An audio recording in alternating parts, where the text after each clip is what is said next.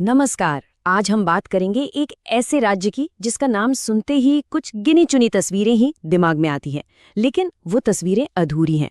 तो चलिए आज इस सोच से आगे बढ़कर बिहार की असली कहानी जानते हैं। चलिए एकदम सीधी बात करते हैं। जैसे ही कोई कहता है बिहार, तो हमारे दिमाग में कुछ तय तस्वीरें उभर आती हैं ना। जैसे लालू यादव वाली चटकता राजनीति, या फिर वो मशहूर चारा घोटाला। या फिर काम की तलाश में अपना घर-बार छोड़ते हुए लोग। लेकिन असलियत ये है कि बिहार इन सब चीजों से कहीं-कहीं ज्यादा बड़ा और गहरा है। ये एक ऐसी विरासत की कहानी है जिसे हम अक्सर इन हेडलाइंस के शोर में भूल ही जाते हैं।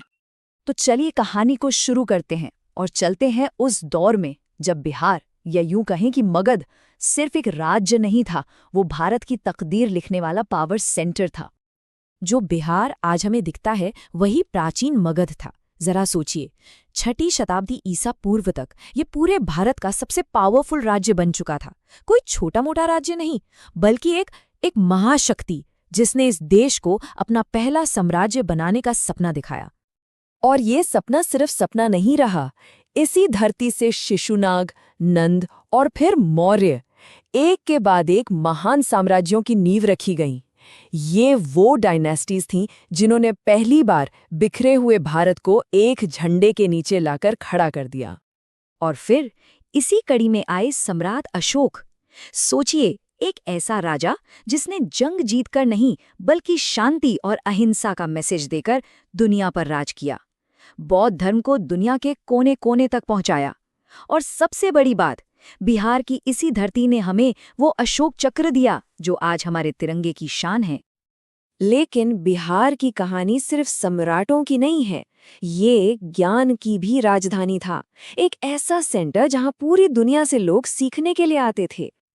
और उस केंद्र का नाम था नालंदा विश्वविद्यालय। ये सिर्फ एक यूनिवर्सिटी नहीं थी, ये तो ज्ञान का वो सूरज था जिसकी रोशनी पूरी दुनिया में फैल रही थी। इसे दुनिया की सबसे पुरानी और सबसे प्रेस्टीजियस यूनिवर्सिटीज में गिना जाता है। आपको अंदाजा है, यहाँ 10,000 से भी ज्यादा स्टूडेंट्स पढ़ते थे। और ये सिर्फ भारत के नहीं थे। चीन, जापान, तिब्बत, दूर दूर के देशों से लोग ज्ञान की तलाश में यहाँ आते थे।